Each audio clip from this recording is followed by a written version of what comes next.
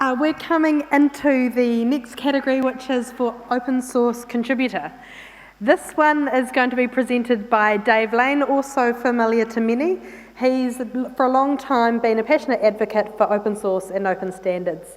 He's currently the open source technologist at the OER Foundation, and I'd ask you to warmly welcome him up here. Hi, Dave.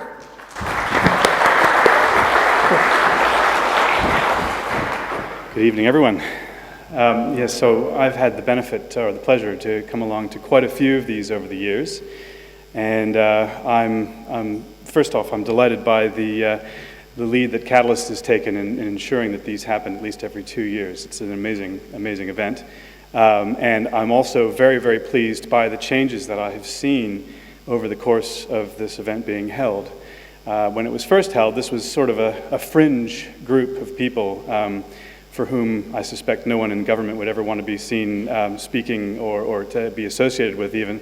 And now we actually have people who not only admit to being involved in open source, but actually celebrate it in government. And I think that's a huge step in the right direction. But as Paul has mentioned, there's still quite a lot of the world that could benefit from more use of open source and open standards and open data. So our work isn't quite completed yet.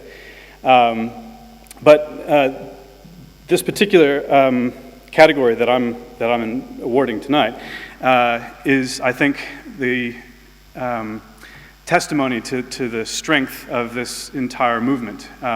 It's all about he tangata, he tangata, he tangata. It's all about community and the people who make it all happen, and I'm really honored to be able to be here with all of you.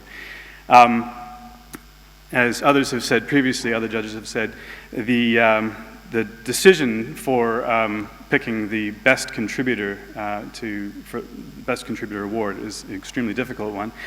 We couldn't narrow it down to 3 finalists, so we ended up with 4.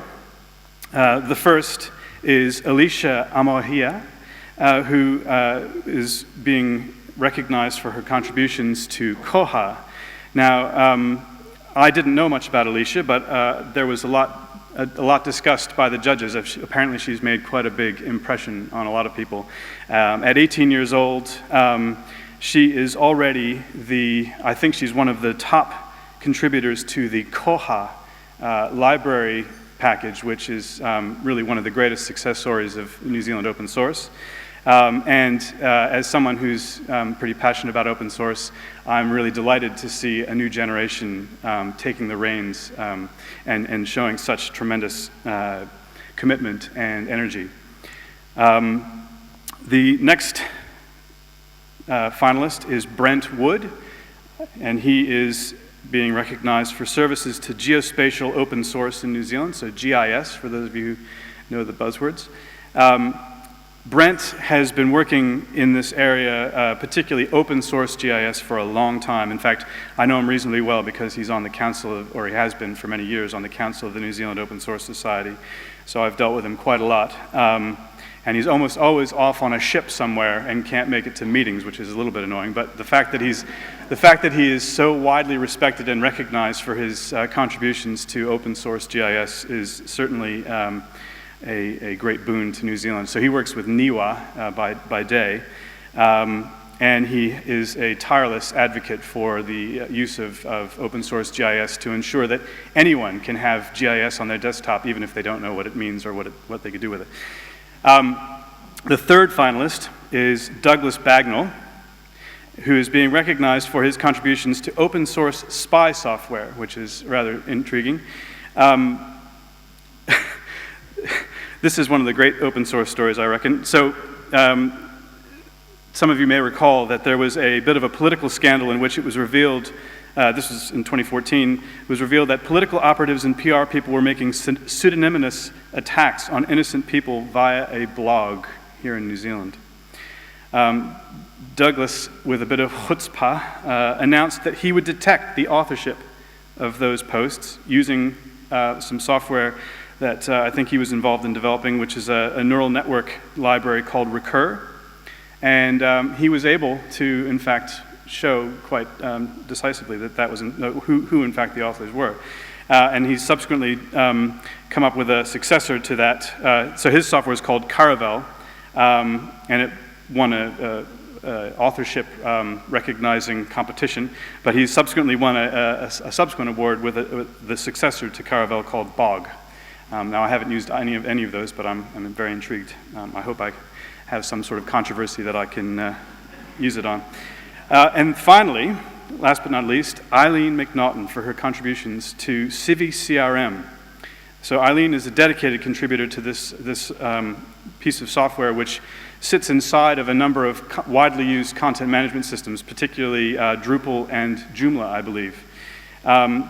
This Civi CRM has existed since 2005 when it was widely used, or it is now in wide use by, I think it was originally used for a US presidential campaign for managing people canvassing on behalf of Howard Dean, I think it was, in a long ago presidential campaign, which we've all forgotten in light of the current one. Oh dear, yeah. So my apologies on behalf of all Americans.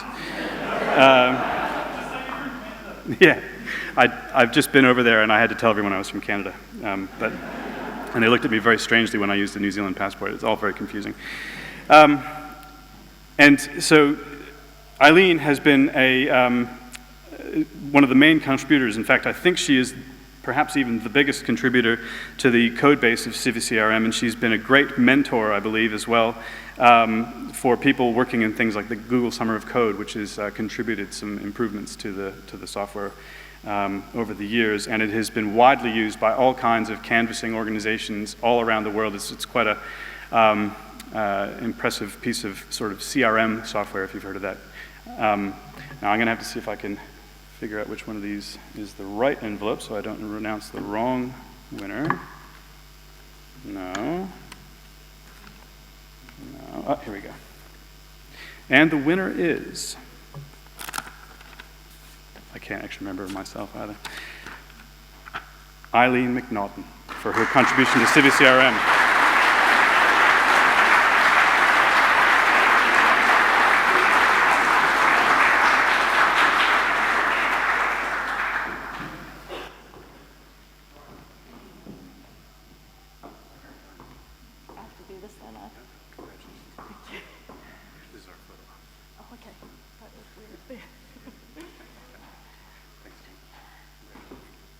How many of you here use Slack?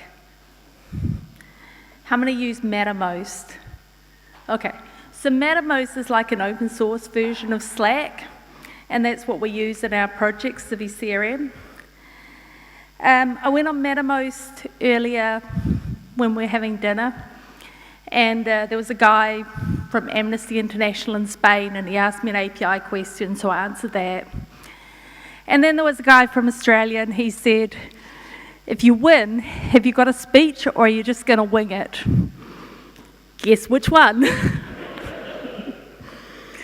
But I do think what I want to say about open source is something where you're judged not by what you achieve, but by what you contribute, and that's really, really special. And the people who are here because they contribute to open source, this is really for you as well. This is something you should give yourselves a clap for. And I also want to acknowledge the people who are watching online. I belong to a really special community of amazing people who dedicate themselves not just to open source, but open source for not-for-profit organisations, and a lot of them have given up a lot for that, so I want to acknowledge all of them as well. So I just want, raise your hands for people who contribute to open source out there.